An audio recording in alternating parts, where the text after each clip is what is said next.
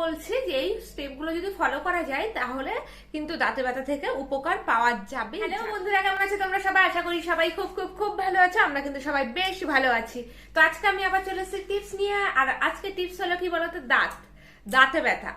আজকে আমি তোমাদেরকে শেয়ার করছি, যদি হঠাৎ করে দাঁতে ব্যথা করে, ডাক্তারের কাছে যাওয়ার হয়তো সময় নেই, ডাক্তারের কাছে যেতে গেলে দাঁতে ব্যথাটা কমাতে হবে, তো ইনস্ট্যান্ট কি করা যেতে পারে। তো তার জন্য আমি কথাগুলো স্টেপ বাই স্টেপ বলছি, যে এই স্টেপগুলো যদি ফলো করা যায় তাহলে কিন্তু দাঁতে ব্যথা থেকে উপকার পাওয়া যাবেই যাবে। হঠাৎ করে যদি দাঁতে ব্যথা করে, দাঁতে ব্যথার কারণ হিসেবে আমরা মেনলি দেখি দাঁতে যদি পোকা ধরা থাকে বা দাঁতে ঠিকঠাক ভাবে পরিচর্যা না করার জন্য কিন্তু দাঁতে ব্যথা মেন হয় বলে ডেন্টিস্টরা বলে। তো দাঁতে ব্যথা করলে যেই দাঁতের ওখানটায় ব্যথা করছে সেখানে দুটো লবঙ্গ একটু গুঁড়ো করে নিয়ে তার মধ্যে একটু জল বা একটু নারকেল তেল বা একটু অলিভ অয়েল দিয়ে একটা অল্প একটু পেস্ট করে যেখানে দাঁতে ব্যথা করছে সেই দাঁতের গোড়ায় যদি লাগিয়ে দেওয়া যায়, বা দাঁতের ভেতরে যদি দেখা যায় ফুটো হয়ে গেছে, গর্ত হয়ে গেছে, সেখানে যদি লাগিয়ে দেওয়া যায় তো কিছুক্ষণের মধ্যে কিন্তু দাঁতে ব্যথা থেকে রেহাই পাওয়া যায়।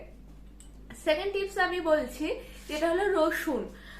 আমরা জানি রসুন আমাদের প্রচুর কাজে ইউজ করা হয়, খাওয়া দাওয়া রান্না করা ছাড়াও আমাদের ত্বক, চুল, স্কিন সবকিছুর জন্য রসুন কিন্তু খুব একটা গুরুত্বপূর্ণ রেমেডি। এই রসুন একটুখানি আর কি থেতো করে, ধরো 2 কোয়া মতো রসুন থেতো করা হলো, থেতো করে তার মধ্যেও কিন্তু সামান্য পরিমাণে একটু তেল দিয়ে, সেটা নারকেল তেল হতে পারে বা অলিভ অয়েল হতে পারে, বা জল দিয়ে একটু পেস্ট করে বা একটু সামান্য পরিমাণে নুন দিয়ে যদি দাঁতের গোড়ায় লাগানো যায় তো সেই ক্ষেত্রে কিন্তু দাঁতে ব্যথা থেকে রেহাই পাওয়া যায়। এছাড়া কি করতে হবে, বারবার করে গরম জলের মধ্যে নুন ফেলে দিয়ে কুলোকুচি করতে হবে, গালের ভেতরটা যাতে পরিষ্কার থাকে। 4-5টা পেয়ারা পাতা ভালো করে ধুয়ে কিছুটা জলের মধ্যে ভালো করে ফুটিয়ে নিতে হবে। জলটা যখন কমে আসবে তখন সেটা ঠান্ডা করতে হবে, বা ঈষৎ উষ্ণ গরম জলে যদি বারবার করে কুলোকুচি করা যায় তাহলে কিন্তু দাঁতের ব্যথা থেকে রেহাই পাওয়া যায়। যারা রেগুলার দাঁতের সমস্যায় ভুগছে এটা কিন্তু তাদের জন্য ভীষণ একটা উপকারী টিপস। এছাড়া গোলমরিচ, যেটা বলে আর কি কালো রঙের যে গোলমরিচ রয়েছে সেই গোলমরিচের গুঁড়োর সাথে সামান্য পরিমাণে নুন মিশিয়ে যদি যেখানটায় দাঁতে যন্ত্রণা করছে সেই দাঁতের গোড়ায় বা সেই দাঁতে যদি গর্ত হয়ে গিয়ে থাকে সেই গর্তের মধ্যে যদি এই পেস্টটা লাগিয়ে দেওয়া যায় না, নুন আর গোলমরিচ দিয়ে সামান্য একটু জল দিয়ে পেস্ট করে সেটা যদি লাগিয়ে দেওয়া যায়, এটাও কিন্তু কিছুক্ষণের মধ্যে দাঁতে ব্যথা কমে যায়।